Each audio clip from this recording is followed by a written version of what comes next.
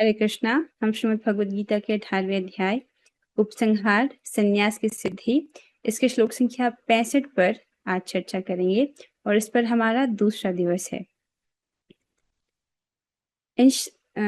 भगवान इस श्लोक में गीता शास्त्र जो कि समस्त शास्त्रों का सार है, गीता शास्त्र और गीता शास्त्र के सार को भगवान इस श्लोक में वर्णन कर रहे हैं। ठीक है, पहले हम श्लोक की कुछ आवृत्ति करेंगे। मन मना भव मद भक्तो मन्मना भव मद्भक्तो मदयाजी मां नमस्कुरु मध्यजीमा नमस्कुरु मामे वैश्यसि सत्यं ते मामे वैश्यसि सत्यं ते। प्रतिजाने प्रियोऽसि मे। मतलब आवाज नहीं आ रही मतलब। प्रतिजाने प्रियोऽसि मे। प्रतिजाने प्रियोऽसि मे। मन्मना भव मद्भक्तो मन्मना भव मद्भक्तो मदयाजी मां नमस्कुरु मदयाजी मां नमस्कुरु मामे वैश्यसि सत्यं ते मामे वैश्यसि सत्यं ते प्रतिजाने प्रियोऽसि मे। प्रतिजाने प्रियोऽसि मे। 5 मिनट। श्री भगवान यहाँ पर कहते हैं, सदैव मेरा चिंतन करो, मेरे भक्त बनो, मेरी पूजा करो और मुझे नमस्कार करो। इस प्रकार तुम निश्चित रूप से मेरे पास आओगे। मैं तुम्हें वचन देता हूँ क्योंकि तुम मेरे परम प्रिय मित्र हो। तो यहाँ पर भगवान 4 आज्ञा का वर्णन कर रहे हैं जो कि समस्त गीता शास्त्र का सार है। इस संबंध में हमने कल अन्वय और आचार्यों की टीकाओं को भी पढ़ा। आज हम सारार्थ वर्षनी टीका पढ़ेंगे। बहुत सुंदर टीका यहाँ पर आचार्य ने दिया है। इसकी विशेषता ये है कि आचार्य ने ये जो 4 आज्ञा भगवान ने दिया है, हर आज्ञा के लिए एक विशेष उदाहरण हमारे समक्ष प्रस्तुत किया है ताकि हम ठीक से समझ सकें कि इसका क्या आशय है। भावानुवाद एवं टीका श्री गौड़ी वैष्णवाचार्य मुकुटमणि श्रीमद विश्वनाथ चक्रवर्ती ठाकुर द्वारा। चक्रवर्ती पाद हमेशा ही बहुत अद्भुत टीका लिखते हैं। तो वे कहते हैं, मन मना भव अर्थात मेरा भक्त होकर, मन मना भव मेरा भक्त होकर ही तुम मेरी चिंता करो अर्थात मेरा चिंतन करो। ज्ञानी या योगी होकर मेरा ध्यान नहीं। ठीक है, पहला आशय जैसे भगवान ने कहा है मन मना भव, तो मेरा भक्त होकर के मेरा चिंतन करो। योगी भी भगवान का चिंतन करता है ना, और जो ज्ञानी है अर्थात जो सांख्य योग का अनुशीलन करता है वो भी भगवान का चिंतन करता है। लेकिन उस प्रकार से ज्ञानी की तरह या योगी की तरह, अष्टांग योगी की तरह तुम मेरा चिंतन मत करो, मेरे भक्त की तरह मेरा चिंतन करो। अथवा मन मना भव अर्थात श्याम सुंदर सुस्निग्ध घुंघराले लट सुंदर भ्रूलता विशिष्ट अर्थात भगवान हैं श्याम सुंदर वेश में और उनके जो बाल है वो अत्यंत स्निग्ध हैं, चिकने बाल हैं, कोमल बाल हैं, घुंघराले लट वाले हैं और सुंदर भ्रूलता विशिष्ट, उनकी जो भ्रू है, भ्रूलता अर्थात भौं, वो अत्यंत सुंदर है। मधुर कृपा कटाक्ष वर्षणकारी मुख चंद्र विशिष्ट, तो भगवान के मुख की उपमा की गई है चंद्रमा से। यद्यपि ये कोई अच्छा उदाहरण नहीं है, भगवान के जो मुख है करोड़ों करोड़ों चंद्रमा को भी शोभा को परास्त कर देने वाली शोभा है भगवान के मुख कमल में। लेकिन क्योंकि हम लोग समझते हैं कि चंद्रमा सुंदर है और भौतिक जगत में कुछ सुंदर चीजें जैसे चंद्रमा है, कमल है, उसको हम लोग समझते हैं, इसलिए हमको समझाने के लिए ऐसे उदाहरण दे दिए जाते हैं। तो भगवान कैसे हैं? उनके मधुर कृपा कटाक्ष वर्षणकारी मुख चंद्र विशिष्ट, उनका मुख कैसा है? चंद्रमा के समान। मुझे जिसे अपना मन आत्मसमर्पण कर दिया वैसा हो, अर्थात भगवान कह रहे हैं मेरे जो श्याम सुंदर वेश है उसका चिंतन तुम करो। ठीक है, योगी के रूप में नहीं और ज्ञानी के रूप में नहीं, मेरे भक्त के रूप में। अथवा मद भक्त अर्थात कान, नेत्र आदि इंद्रियों को मुझे अर्पण करो। मतलब जो मद भक्त का अर्थ है वो आचार्य बता रहे हैं कि अपनी जो इंद्रियां हैं, जैसे अपनी कान, अपनी आंख आदि, इन इंद्रियों को तुम मुझे अर्पित करो। कैसे अर्पित करो? अर्थात श्रवण, कीर्तन, मेरी श्रीमूर्ति के दर्शन, मेरे मंदिर मार्जन, लेपन, पुष्प चयन, माला, अलंकार, छत्र, चामर आदि द्वारा सभी इंद्रियों को मेरी सेवा में नियोजित कर मेरा भजन करो। यहाँ पर मद भक्त का अर्थ बता रहे हैं कि भगवान चाहते हैं कि हम अपनी इंद्रियों को उनको अर्पित करें। जैसे कान को भगवान की कथा श्रवण में लगाएं, या कीर्तन में लगें, भगवान के श्री विग्रह का दर्शन करें, उनके मंदिर का मार्जन करें। इस संबंध में आपको कोई उदाहरण याद आ रहा है? हाँ, अम्बरीश महाराज का उदाहरण, कैसे उन्होंने अपनी सभी इंद्रियों को भगवान की सेवा में लगाया। वैसे लेपन, जैसे कि अक्षय तृतीया के दिन पर भगवान को चंदन का लेप लगाया जाता है। पुष्प चयन, भगवान के लिए माला गूंथना, उनको अलंकार धारण कराना, छत्र, चामर आदि, इस प्रकार से सभी इंद्रियों को मेरी सेवा में नियोजित कर मेरा भजन करो। अथवा मद्याजी अर्थात मेरा अर्चन करो। तो उसको समझा रहे हैं आचार्य। गंध, गंध अर्थात सुगंध, जैसे आप भगवान को इत्र अर्पित करते हैं। गंध, पुष्प, धूप, दीप, नैवेद्य आदि मुझे अर्पित करो। नैवेद्य आप सब समझते हैं, जैसे भोग आप भगवान को लगा रहे हो तो उसको भी नैवेद्य कहते हैं। नैवेद्य आदि मुझे अर्पित करो अर्थात मेरी पूजा करो। अथवा माम नमस्कुरु, अथवा भूमि पर निपतित होकर, भूमि पर गिरकर अष्टांग या पंचांग प्रणाम मात्र करो। तो चौथी आज्ञा क्या है भगवान की? मुझे प्रणाम करो। किस प्रकार से? अष्टांग प्रणाम के द्वारा या पंचांग प्रणाम के द्वारा। तो पुरुषों के लिए अष्टांग प्रणाम करना होता है और माताओं के लिए पंचांग प्रणाम करो। अथवा मेरी चिंता, सेवा, पूजा और प्रणाम, इन चारों को एकत्र या किसी एक का अनुष्ठान करो। तो इस प्रकार से भगवान ने 4 आज्ञा दिया है। तो कहते हैं कि इन चारों को एकत्र, मतलब चारों को साथ में करो, या किसी एक का अनुष्ठान करो। इनमें से किसी एक का आप अनुष्ठान कीजिए, उसको कीजिए, ये कह रहे हैं भगवान। इस प्रकार तुम मुझे ही पाओगे। अगर हम ऐसा करेंगे, आपकी आज्ञा का पालन करेंगे, तो हमको क्या लाभ होगा? तो भगवान कह रहे हैं इस प्रकार तुम मुझे ही पाओगे। भगवान से परे तो कुछ है नहीं, उनसे श्रेष्ठ तो कुछ है नहीं, तो भगवान स्वयं अपने आप को ही देने को तैयार है। कह रहे हैं तुम मुझे ही पाओगे। तुम अपने मन को प्रदान करो, इसके बदले मैं स्वयं को तुम्हें प्रदान कर दूंगा। यह सत्य है, तुम इस विषय में संशय मत करो। तो यहाँ पर भगवान कह रहे हैं अपना मन मुझे आप दीजिए, अपना मन मुझ में लगाइए और मैं स्वयं अपने आप को आपको दे दूंगा। और कहते हैं भगवान ये सत्य है। अब देखो, भगवान को ये कहने की जरूरत नहीं है कि मैं सत्य बोल रहा हूँ, पर क्योंकि मनुष्य झूठ बोलता है और जब वो कहता है कि मैं सच बोल रहा हूँ, मैं सच बोल रहा हूँ, तो मनुष्य में ये प्रवृत्ति है ना कि वो झूठ बोल सकता है। लेकिन भगवान का गुण है कि वो सत्यवादी हैं, वो सत्य वचन बोलते हैं। पर हमको समझाने के लिए बोल रहे कि हाँ ये सत्य है, तुम इस विषय में संशय मत करो। अमरकोश के अनुसार सत्य, शपथ और तथ्य, इन तीनों का एक ही तात्पर्य है। अर्थात सत्य कह रहा हूं, अर्थात मैं तुम्हें शपथ खाकर कहता हूं, मैं प्रतिज्ञा करता हूं, इस प्रकार से।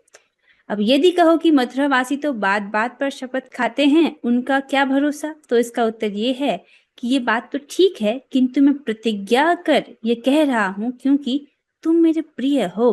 प्रियोसी में, तुम मेरे अत्यंत प्रिय हो। कोई अपने प्रिय व्यक्ति की वंचना नहीं करता है। क्योंकि तुम मेरे अत्यंत प्रिय हो, इसलिए तुम इस पर संदेह मत करो। मैं प्रतिज्ञा करके तुम्हें कहता हूं कि यदि तुम अपने मन को मुझे देते हो तो मैं स्वयं अपने आप को तुम्हें प्रदान कर दूंगा। आगे यहाँ पर आचार्य बोल रहे हैं। तो यहाँ पर तो भावानुवाद हमने पढ़ा। अब यहाँ से सारार्थ वर्षणी प्रकाशिका वृत्ति अर्थात आचार्य की टीका का प्रारंभ होता है, जिसमें वे हर आज्ञा के लिए उदाहरण प्रस्तुत कर रहे हैं। तो वे कहते हैं मन मना भव। पहली आज्ञा क्या है भगवान की? मन मना भव, अर्थात सदैव मेरा चिंतन करो। ठीक है, इसका उदाहरण आचार्य दे रहे हैं। कृष्ण में ही अपने मन को लगाना है। ठीक है, कृष्ण में ही अपने मन को लगाना ही मन मनाभव होना है। इसका सिंपल अर्थ क्या है? मन को भगवान में लगाना। श्री कृष्ण ने स्वयं अपने मुख से मन मना का आदर्श उदाहरण गोपियों को ही स्वीकार किया है। तो इसका आदर्श उदाहरण कौन है? श्री गोपीजन। ठीक है, तो भगवान स्वयं इसको बोल रहे हैं श्री उद्धव जी से। ठीक है, इसका वर्णन है श्रीमद् भागवतम के 10वें स्कंद के 46वें अध्याय के 4 से 6वें श्लोक में।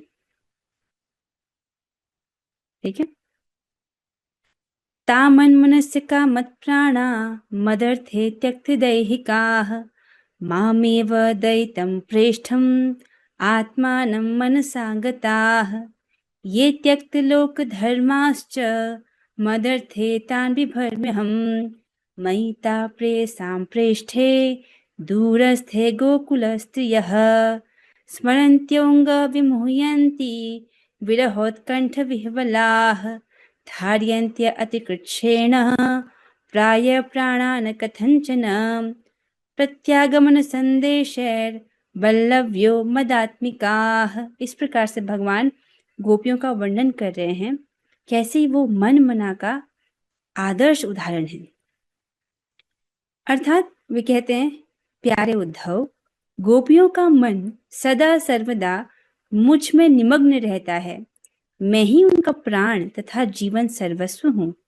मेरे लिए ही उन्होंने घर बार, पति, पुत्र, सगे संबंधी, लोक लज्जा, धर्म आदि सब कुछ छोड़ा है। वे नित्य निरंतर मुझ में ही तन्मय रहती हैं। मैं आऊंगा, केवल मेरी इस बात पर विश्वास कर बड़े कष्ट से किसी प्रकार अपने प्राणों को धारण कर मेरी प्रतीक्षा कर रही हैं। श्री भगवान जब ब्रज से मथुरा जाते हैं तो जाते वक्त वो गोपियों को वचन देते हैं कि मैं आऊंगा। तो उनके वचनों का पर विश्वास करके गोपियां जो हैं अपने प्राणों को धारण करके भगवान की प्रतीक्षा कर रही हैं। तो यहाँ पर इस श्लोक के माध्यम से भगवान बता रहे हैं कैसे जो गोपियां हैं उनका मन भगवान में ही तन्मय रहता है। गोपियां भगवान की सर्वश्रेष्ठ भक्त हैं। यह मनमना भव का सर्वोत्तम उदाहरण है। यह तो कृष्ण के विरह में व्याकुल गोपियों की बात है। ये कब की बात भगवान कह रहे हैं? जब भगवान वृंदावन से मथुरा आए थे। अब वो उद्धव जी को बता रहे हैं और उनको मथुरा ब्रज वापस भेजते हैं ताकि वो ब्रजवासियों को कुछ संदेश दे सके। उनके माध्यम से नंद बाबा गोपियों को संदेश भेजते हैं। तो उस वक्त यहाँ पर जो उदाहरण दिया जा रहा है, ये तो कृष्ण के विरह में व्याकुल गोपियों की बात है। जरा पूर्व राग में भी गोपियों की कृष्ण के प्रति तन्मयता का प्रसंग श्रवण करें। तो आचार्य ने यहाँ पर वर्णन किया है इस उदाहरण के द्वारा, जब गोपियां भगवान के विरह में व्याकुल होती हैं। अब वो उदाहरण दे रहे हैं पूर्व राग की स्थिति में। पूर्व राग की स्थिति अर्थात ऐसी स्थिति जहां पर गोपियों ने कृष्ण को देखा नहीं है। एक गोपी का उदाहरण आचार्य देंगे जिन्होंने कभी कृष्ण को भी देखा नहीं है, केवल उनके बारे में सुना है, उनके गुणों को सुना है, उनकी लीलाओं को सुना है, तो उसको पूर्व राग की स्थिति कहेंगे। अभी वो कृष्ण से मिली नहीं है, तो अब उनका प्रसंग आप श्रवण करें, ऐसा आचार्य कह रहे हैं। एक दिन की बात है, एक गोपी विवाहिता होकर नंद गांव में आई थी। तो अब यहाँ से मैं इसको पढ़ रही हूँ, आप इसको ध्यान पूर्वक सुनिएगा। इसमें आचार्य ने इसको इतना सुंदर ढंग से प्रस्तुत किया है कि अधिक समझाने की आवश्यकता नहीं है। आप इसको ध्यान पूर्वक सुनिए, आप समझ जाएंगे। एक दिन की बात है, एक गोपी विवाहिता होकर नंद गांव में आई थी।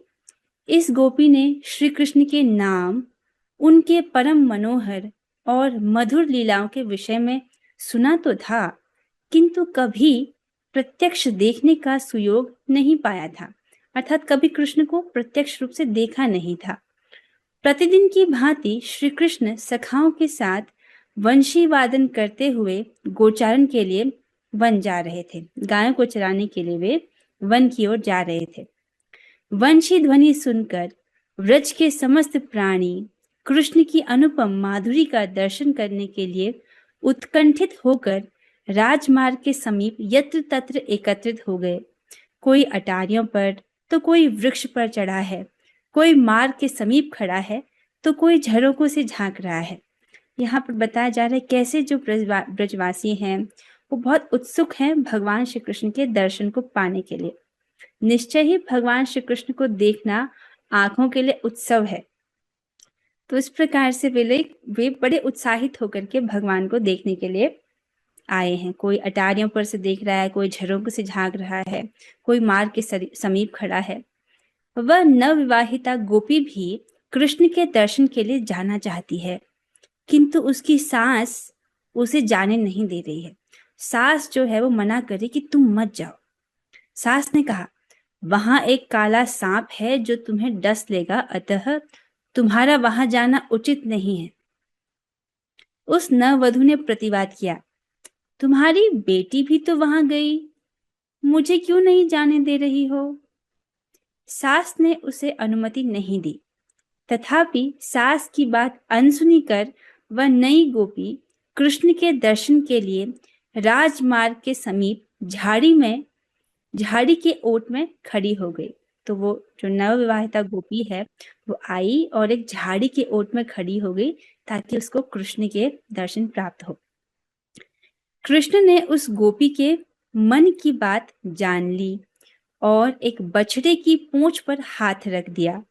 वह बछड़ा कूदता फांदता उस नई गोपी के समीप आकर खड़ा हो गया। तो भगवान तो अंतर्यामी है, सबके हृदय की बात जानते हैं। तो उन्होंने क्या किया, एक बछड़े को उस गोपी की ओर भेजा। अब भगवान सखाओं के बीच में है तो वहां से बहाना बनाकर कि मैं बछड़े को वापस लाने जा रहा हूं, तो वो उस गोपी के समीप आए। कृष्ण भी बछड़े को पकड़ने के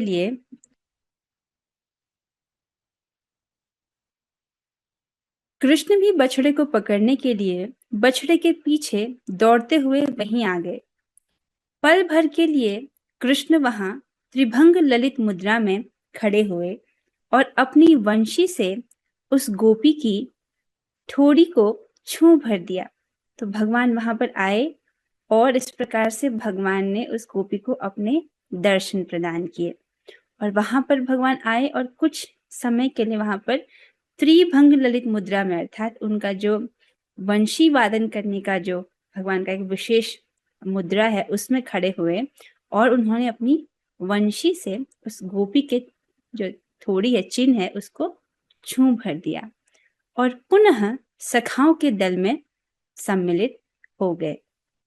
वह गोपी कृष्ण की रूप माधुरी में आविष्ट होकर बाह्य ज्ञान शून्य होकर वहीं खड़ी रही।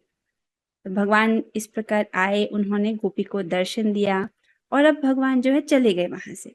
अब वो गोपी भगवान के रूप माधुरी को देखकर ऐसी मंत्र मुग्ध हुई कि बाह्य ज्ञान शून्य हो गया। अब उसको ध्यान ही नहीं है कि मैं कहाँ हूँ, क्या कर रही हूँ। सब लोग चले गए हैं, भगवान भी वहां से चले गए हैं, उनके सखा भी चले गए हैं, लेकिन वो गोपी वहीं की वहीं खड़ी है। कृष्ण सखाओं के साथ वन में प्रवेश कर गए। बहुत समय बीत गया किंतु तब भी वह घर नहीं आई। तो ढूंढते हुए उसकी सास वहां आई। उसके शरीर को झकझोरते हुए सास ने कहा, उसके शरीर को ऐसे हिलाया, वही हुआ जिसका मुझे भय था, उस काले सर्प ने तुम्हें डस लिया। सास उसे अपने संग घर ले आई और उसे आदेश दिया कि तुम मटके में रखे दही से छाछ निकालो। तो इस प्रकार से सास ने उसको आज्ञा दी कि तुम जो है छाछ निकालो दही के मटके से, दही इस प्रकार से मथ करके। उस नववधू ने दही का मटका समझकर सरसों के मटके को उठा लिया, क्योंकि अब भी वह पूर्ण चेतन नहीं हुई थी। जैसा कि आप जान रहे हो, बाह्य ज्ञान वो नहीं अभी पूर्ण उसको आया है। इस प्रकार से अभी भी वो कृष्ण के चिंतन में ही डूबी हुई है। तो दही का मटका उठाने की जगह उसने सरसों का मटका उठा लिया है। उसी सरसों को दही समझकर वह मथने लगा था। जिस मटके में सरसों भरा हुआ है उसको समझ ली कि दही का मटका है और उसको वो मथना शुरू कर रही है। पूर्ण बाह्य ज्ञान नहीं होने के कारण कभी वह सरसों मथने लगती तो कभी रुक जाती, इसलिए कभी तो कर्कश ध्वनि होती और कभी वह ध्वनि बंद हो जाती। जब उसकी सास का ध्यान इधर आया तो उसका सरसों मथना बंद करवा दिया। सास ने देखा ये क्या कर रही है तो उसको रोका। सास ने उसके सिर पर एक के बाद एक पानी के 3 मटके रख दिए। तो सास ने सोचा अब ये मथ तो पा नहीं रही है तो उसको पानी भरने के लिए भेजती हूँ। तो उसके सर में 3 मटके रख दिए, जाओ तुम पानी भर के लाओ। और हाथ में पानी भरने के लिए रस्सी दे दी तथा गोद में एक छोटा बच्चा दे दिया, तो इस बच्चे को भी संभालो। और कहा कि कुएं से पानी भर लाओ। वह नववधू पानी भरने के लिए कुएं पर गई और पानी भरने के लिए घड़े में रस्सी बांधने लगी। तो ऐसे मटके में रस्सी बांध के मटके को कुएं में डालते हैं फिर पानी निकालते हैं। अब किंतु अपनी स्वाभाविक दशा में नहीं होने के कारण वह उस बच्चे के गले में रस्सी लगाने लगी। मटके में नहीं, बच्चे के गले में रस्सी लगाने लगी। निकट ही पानी भरने वाली अन्य गोपियों ने हाय हाय कहते हुए उसके हाथ को पकड़ लिया। क्योंकि वो बाह्य चेतना में अभी पूरी तरह से नहीं आई है तो बाकी जो गोपियां हैं वो समझ नहीं कि क्या कर रही है इस प्रकार से। वे लोग कहने लगी इसे क्या हो गया है, लगता है इसे भूत लग गया है। कुछ अन्य गोपियां जो जानती थीं, उन्होंने देखा होगा कि ये घटना पहले भी कई बार घटी है इस ब्रज में, तो उन्होंने कहा अरे भूत नहीं, इसे तो नंद का पूत लग गया है। तो आचार्य बताते हैं ये है मन मनाभव का उदाहरण, किस प्रकार से मन को भगवान में लगाना है। तो काफी ऊंचा उदाहरण यहाँ पर दिया गया है हमको। मन मना अर्थात इस प्रकार से मन को कृष्ण में लीन रखना। अब आगे इसके बाद आचार्य दूसरा उदाहरण देते हैं, मद भक्तो भव। तो मन मना अर्थात सदैव कृष्ण का चिंतन करना। अब दूसरी आगे को आचार्य बता रहे हैं, मद भक्तो भव। जो गोपियों की भांति कृष्ण के प्रति तन्मय नहीं हो सकते उनके लिए यहाँ मद भक्तो भव का उपदेश दिया जा रहा है। ठीक है, तो गोपियों की तरह कृष्ण में तन्मय होना कोई साधारण बात नहीं है, क्योंकि गोपियां बहुत उच्च स्तर पर हैं। आप थोड़ा सा समझिए कि आइडिया देने के लिए आपको समझा रही हूँ। आप भक्ति के 9 सोपानों को जानते हैं, है ना? भक्ति के 9 सोपान क्या है? श्रद्धा, साधु संग, भजन क्रिया, अनर्थ निवृत्ति, निष्ठा, फिर रुचि, आसक्ति, भाव और प्रेम। इन 9 सोपानों को आप जानते हैं। ठीक है, अभी हम कौन से स्तर पर हैं? अनर्थ निवृत्ति के स्तर पर। निष्ठा पर पहुंचने वाले हैं, जैसे शारीरिक निष्ठा आ गई है, आप प्रतिदिन नियमित रूप से जप करने लगे हैं, प्रतिदिन नियमित रूप से कथा श्रवण करने लगे हैं, प्रतिदिन नियमित रूप से प्रसाद पाने लगे हैं, अर्थात शारीरिक निष्ठा पर आप हैं। और कृष्ण की कथा कोशिश करते हैं कि प्रज्वलित नहीं करें, बहुत अच्छी बात है। लेकिन अनर्थ निवृत्ति, अगर थोड़ी सी भी मन में सम्मान प्राप्त करने की इच्छा है, ये भी एक प्रकार का अनर्थ है। तो इस प्रकार से सूक्ष्म अनर्थ भी होते हैं। ठीक है, तो अनर्थ, और उसके बाद आता है निष्ठा का स्तर। तो ये तो अभी हमारा स्तर है। ठीक है, और ये अनर्थ निवृत्ति का स्टेज काफी लंबा चलता है। और गोपियों का स्तर क्या है? तो जैसे आपने पढ़ा प्रेम का स्तर, भाव और प्रेम। ठीक है, तो भाव को ही रति भी कहते हैं, फिर प्रेम है, उससे ऊपर स्तर आता है स्नेह का, उससे ऊपर स्तर है मान, फिर है प्रणय, फिर राग, फिर अनुराग, फिर भाव और महाभाव। गोपियां भाव और महाभाव स्तर पर हैं। राधा रानी की गण में जो गोपियां हैं वो महाभाव के स्तर पर हैं। तो हम लोग जो कि इतना नीचे हैं, हम लोग क्या समझ पाएंगे गोपियों की महिमा को? आप समझ रहे हैं, हमको भी अंदाजा दिया जा रहा है शास्त्र से, ताकि हम कुछ धारणा कर सकें, पर वो बहुत उच्च स्तर पर हैं।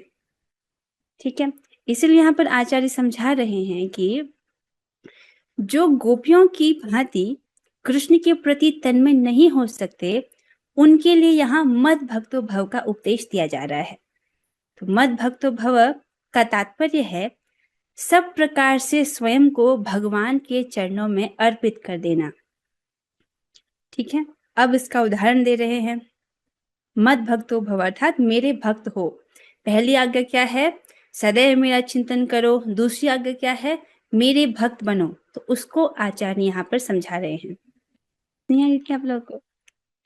ठीक है, दोबारा से पढ़ते हैं। तो यहाँ पर उदाहरण दिया जा रहा है मद भक्तो भव का। तो भक्त होकर किस प्रकार निरंतर उनकी सेवा की जा सकती है, इसके विषय में प्रहलाद उपाख्यान में कहा गया है। तो प्रहलाद जी क्या कहते हैं इसके विषय में, उसका वर्णन यहाँ पर किया जा रहा है। यह है श्रीमद् भागवतम के 7वें स्कंद के 5वें अध्याय का 23वां से 24वां श्लोक। श्रवणं कीर्तनं विष्णु स्मरणं पादसेवनम् अर्चनं वन्दनं दास्यं सख्यम् आत्मनिवेदनम् इति पुंसार्पिता विष्णो भक्तिश्च नवलक्षणा इति पुंसार्पिता विष्णो भक्तिश्च नवलक्षणा क्रियते भगवत्यद्धा तन्मन्येधीतमुत्तमम्। तो यहाँ पर प्रहलाद महाराज नवदा भक्ति का वर्णन कर रहे हैं। तो वे कहते हैं, प्रहलाद महाराज ने कहा, हे पिते, अर्थात अपने पिता कह रहे हैं, 9 प्रकार से भगवान श्री विष्णु की भक्ति की जाती है। ये हैं उनके नाम, रूप, गुण, लीला इत्यादि का श्रवण। श्रवण पहली भक्ति है, अर्थात भगवान का नाम, भगवान के रूप, भगवान के गुण, भगवान की लीला, इनका श्रवण करना। कीर्तन करना, स्मरण, उनके श्री चरणों की सेवा करना, अर्चन करना, वंदन, दास्य, सख्य और आत्मनिवेदन। इस प्रकार से ये 9 चीजें बताई जाती हैं। यदि भगवान के प्रति समर्पण भाव से ये 9 प्रकार की भक्ति की जाए तो मैं उसी को उत्तम अध्ययन समझता हूँ। ठीक है, इस प्रकार से नवदा भक्ति का यहाँ पर वर्णन किया जा रहा है।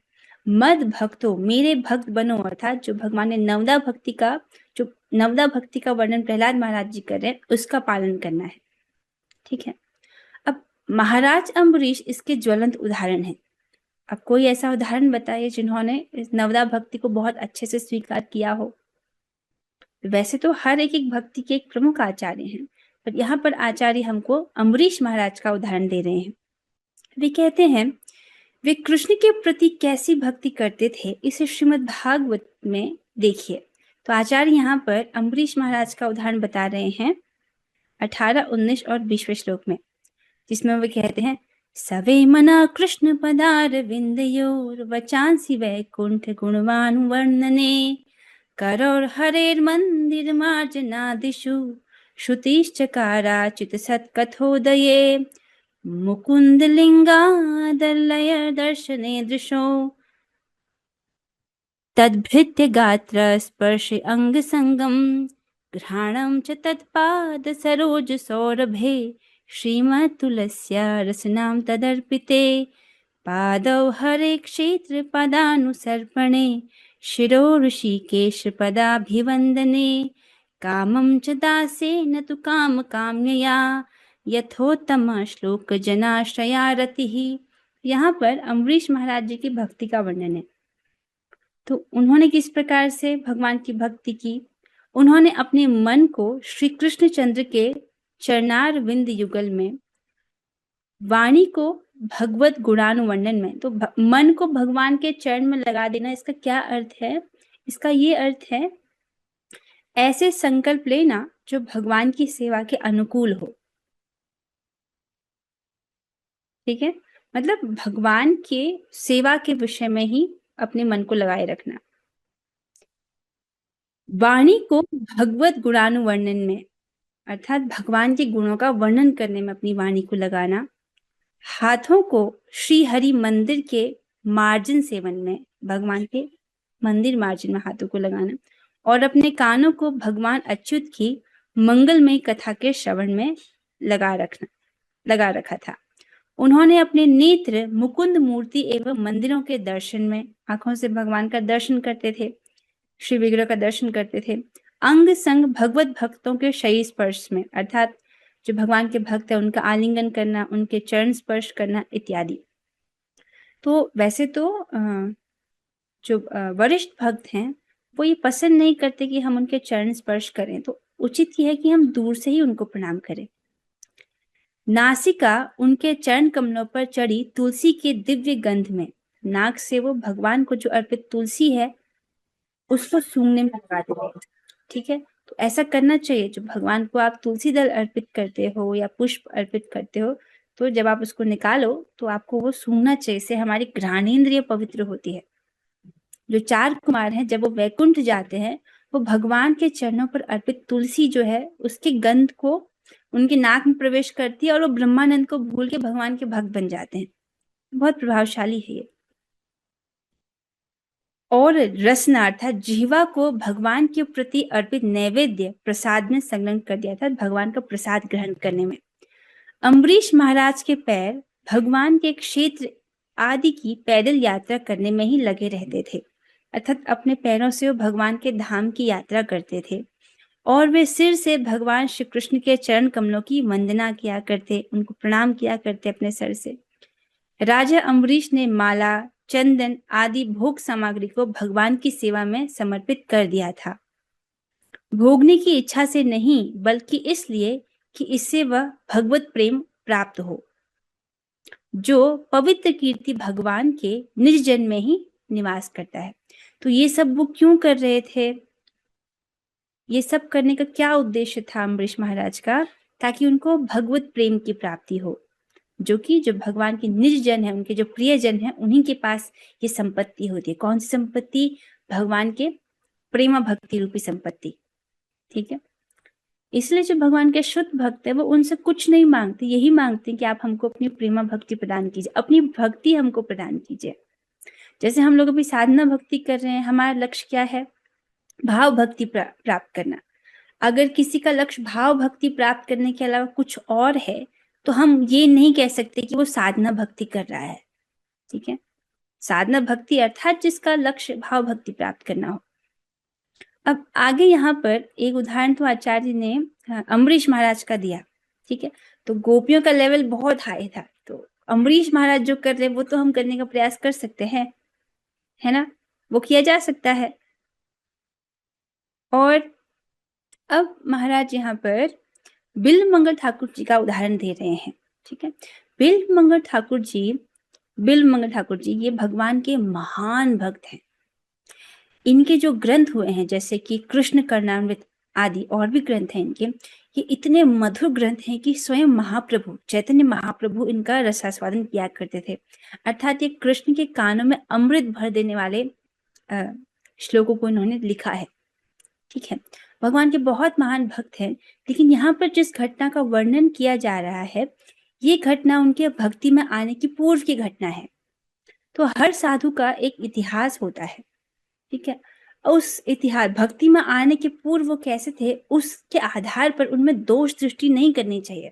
ठीक है, कोई व्यक्ति कितना भी पापी क्यों ना हो, अगर वो भगवान के अनन्य भाव से भक्ति करे, भगवान के प्रतिनिधि अर्थात जो प्रमाणिक भगवान के भक्त हैं उनके मुख से भगवान की कथा का श्रवण करे, भगवान का नाम जप करे, भगवान का प्रसाद खाए, तो भगवान ऐसे व्यक्ति से रीझ जाते हैं और बहुत प्रसन्न होते हैं। ऐसे व्यक्ति को भगवान ने साधु ही कहा है और भगवान तो इतना प्रसन्न हो जाते हैं कि वो अपने आप को दे देते हैं। तो यहाँ पर बिल्वमंगल ठाकुर जी ऐसे भक्त हैं जो वृंदावन में स्वयं भगवान श्री कृष्ण इनको धाम यात्रा कराते थे, इनकी लाठी पकड़ करके, क्योंकि देख नहीं पाते थे। तो लेकिन अब जो घटना का वर्णन है उसको सुन के आपको दोष दृष्टि नहीं करनी है। ठीक है, तो बिल्वमंगल ही इस श्रेणी के भक्तों के उदाहरण स्वरूप हैं। ये जो मद भक्त अर्थात मेरे भक्त बनो, कैसे भक्त बनो, यहाँ पर उदाहरण आचार्य प्रस्तुत कर रहे हैं बिल्वमंगल ठाकुर जी का उदाहरण। तो इनका जन्म दक्षिण भारत में प्रवाहिता कृष्णावेण्य नदी के तट पर स्थित किसी गांव में हुआ था। तो कहाँ रहते थे? दक्षिण भारत में। ठीक है, तो उतनी दूर रहते थे दक्षिण भारत में, समझ रहे हैं। ये वेद वेदांत इत्यादि के प्रकांड पंडित थे, तथापि चिंतामणि नामक एक वैश्या के प्रति अत्यधिक आसक्त थे। एक बार की बात है, रात का समय था, घनघोर वर्षा हो रही थी, किंतु चिंतामणि से मिलने के लिए ये इतने अधीर थे कि किसी भी बात की परवाह न करते हुए उससे मिलने चल दिए।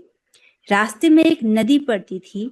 बाढ़ के कारण उस भयानक रजनी में, उस भयानक रात्रि में उस उफनती नदी ने काल का रूप धारण कर रखा था। तो इनकी चिंतामणि में इतनी अधिक आसक्ति थी कि उस उफनती हुई नदी को पार करना चाहते थे और नदी पार करने का कोई साधन नहीं दिख रहा था। तो बिल्वमंगल ठाकुर जो है नदी के किनारे बहते हुए एक शव को तरनी बनाकर तैरते हुए नदी से उत्तीर्ण हुए। तो उनको चिंतामणि में इतनी अधिक आसक्ति थी कि वो, यद्यपि नदी ने काल रूप धारण किया था, अर्थात बाढ़ आई हुई थी नदी में, ऐसी अवस्था में भी एक शव तैरता हुआ जा रहा था। जैसे लाश जा रही है तो लाश को भी केले के जो डंठल होते हैं ना, केले के बड़े बड़े, आपने केले का वृक्ष देखा होगा, उसमें बांध करके बहाया गया है। तो उसी को पकड़ करके जो बिल्वमंगल ठाकुर है नदी पार करते हैं। जब वे चिंतामणि के यहाँ गए तो उसका घर बंद था। चिंतामणि द्वार बाहर से बंद है घर का। प्राचीर से अर्थात दीवार से लटकते हुए सर्प को रस्सी समझकर उसी के सहारे प्राचीर के ऊपर चढ़ गए, किंतु प्राचीर के दूसरी ओर पांव फिसल जाने के कारण अंदर गिरकर अचेत हो गए। आप समझ रहे? तो वहां चिंतामणि के घर पहुंचे, जो कि एक गणिका थी, वैश्या थी। तो वहां पर दरवाजा बंद है तो उन्होंने देखा कि रस्सी लटक रही है। वास्तव में वो रस्सी नहीं लटक रही थी, वो सांप था। उसको पकड़ करके, उसकी पूंछ पकड़ करके वो दीवार को लांग जाते, दीवार चढ़ जाते हैं, दीवार लांगते हैं और भूमि पर गिर जाते हैं। और क्योंकि बारिश हो रही है, बहुत बरसात हो रही है, सब कीचड़ कीचड़ है, उसमें वो गिर जाते हैं। गिरने पर वो अचेत हो जाते हैं, बेहोश हो गए। गिरने के शब्द को सुनकर सखियों के साथ चिंतामणि बाहर आई और विद्युत के प्रकाश में बिल्वमंगल को पहचानते ही वह सारी बात समझ गई। तो समझ गई कि कैसे करके उफनती हुई, इतना तेज, इतनी गहन रात्रि है, उसमें भी बरसात हो रही है और रास्ते में इतनी उफनती नदी है, कैसे ये उसको पार करके यहाँ पहुंचे हैं। चिंतामणि स्वयं को धिक्कारते हुए बिल्वमंगल को खूब फटकार लगाई। उसने कहा कि तुम्हारी जितनी आसक्ति मुझ में है, यदि इतनी आसक्ति श्री कृष्ण के चरणों में होती तो निश्चित ही तुम्हारा कल्याण हो गया होता। आचार्य समझाते हैं कि चिंतामणि कहती है कि मेरे इस हार्ड मांस के शरीर में तुम्हारी इतनी आसक्ति है, अगर तुम्हारी इसकी थोड़ी सी भी आसक्ति कृष्ण में हो जाती तो तुमको सीधे कृष्ण की प्राप्ति हो जाती। बस इतना कहना था कि बिल्वमंगल ठाकुर का वैराग्य जागृत हो जाता है, करके उनके हृदय में वैराग्य जागृत हो जाता है। और क्या सुनते हैं वो चिंतामणि के मुख से? वो इतना कहती कि तुम्हारी जितनी आसक्ति मुझ में है, यदि इतनी आसक्ति कृष्ण के चरणों में होती तो निश्चित ही तुम्हारा कल्याण हो गया होता। चिंतामणि की फटकार को सुनकर उनकी आंखें खुली और वे वहां से वृंदावन की ओर चल दिए। उन्होंने उसी वक्त निर्णय कर लिया कि अब मुझे भगवान की प्राप्ति करनी है, और वहां से वो वृंदावन की ओर आ गए। दक्षिण भारत से आ रहे हैं वृंदावन की ओर, ठीक है। और उस समय पर हमारे जैसे सुविधा नहीं थी ट्रेन की या एरोप्लेन की, तो चलकर आ रहे हैं। रास्ते में उन्हें प्यास लगी। जब ये किसी गांव के समीप से जा रहे थे तो एक स्त्री को कुएं से पानी भरते हुए देखा। ये पानी पीने के लिए वहां गए, किंतु उस स्त्री के रूप पर मुग्ध हो गए। उस स्त्री के पीछे पीछे ये उसके घर तक जा पहुंचे। तो रास्ते में आ रहे थे तो प्यास लगी, कुएं के पास उन्होंने एक स्त्री को देखा तो उसके रूप से मुग्ध हो गए। अब वो स्त्री देख रही थी कि मुझे किस दृष्टि से देख रहे हैं, पर क्योंकि बिल्वमंगल ठाकुर साधु वेश में थे तो उन्होंने, उस स्त्री ने उनके वेश का सम्मान किया। और जब वो घर पहुंचे तो स्त्री के पति ने साधु समझकर सम्मान देते हुए उन्हें अंदर बिठाया। तो अब पति पत्नी दोनों मिलकर के बिल्वमंगल ठाकुर जी की सेवा कर रहे हैं। तो बिल्वमंगल ठाकुर ने उनसे स्त्री को बुलाने का आग्रह किया। तो पति ने उनसे पूछा, मैं आपकी किस प्रकार से सेवा करूं? तो उन्होंने कहा कि आप अपनी स्त्री को मेरे पास भेज दीजिए। पति के कहने से वह स्त्री बाहर आई। अब उनकी देखिए साधु में इतनी निष्ठा है उनके पति और उनकी पत्नी की, तो पति भेजता है अपनी पति को, क्योंकि उनकी साधु में इतनी साधु के प्रति इतनी अधिक निष्ठा है। अब उन्होंने स्त्री से उनके बालों में लगे हुए कांटों को मांगा। तब बिल्वमंगल ठाकुर की जो है, उन्होंने सोचा कि अरे मैं क्या कर रहा हूँ, मैं तो चिंतामणि को छोड़ करके, उसकी आसक्ति को छोड़ करके भगवान को प्राप्त करने के लिए वृंदावन जा रहा था, लेकिन ये सारा दोष मेरी आंखों का है। फिर से इसने विषय का दर्शन किया और मुझे भ्रष्ट किया। तो बिलमंगल ठाकुर क्या कहते हैं, अब जब वो उनकी स्त्री उसके पास आई, बिलमंगल ठाकुर जी के पास आई, उन्होंने कहा कि आप अपने बालों का पिन मुझको दे दीजिए। तो बालों का पिन जो है उसको मांगा।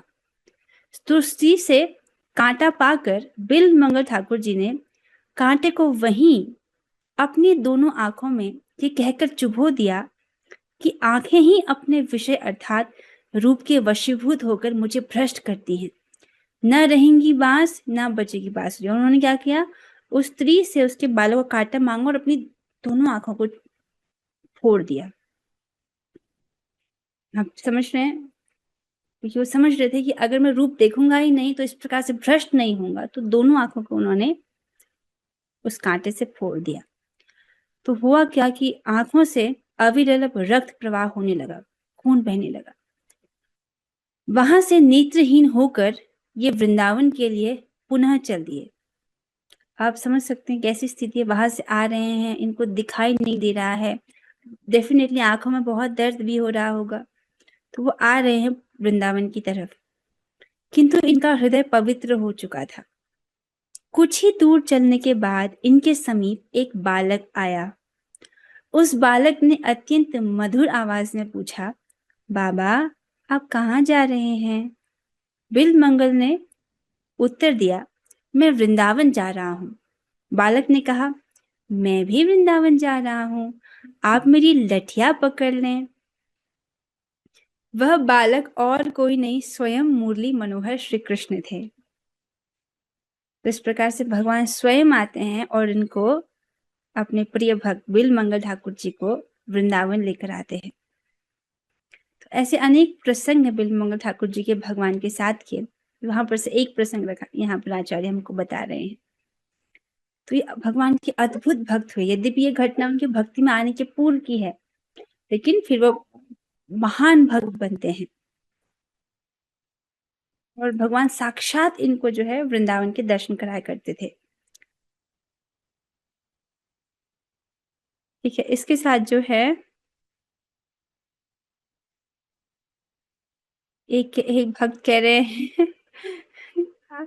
एक भक्त कह रहे कि हमने वहां से नहीं सुना, जब कांटे मांगे तो क्या हुआ, आगे नेटवर्क इशू हो गया। अरे उन्होंने उनसे कांटे मांगे और अपनी दोनों आंखें फोड़ ली, और दोनों आंखें फोड़ लिए, वो अंधे हो गए। अब उनको वृंदावन जाना था, तो ऐसे करके वो वहां से वृंदावन की ओर निकले। तो भगवान श्री कृष्ण जो है रास्ते में उनको एक बालक के वेश में आते हैं और उनको फिर वृंदावन जो है लेकर आते हैं।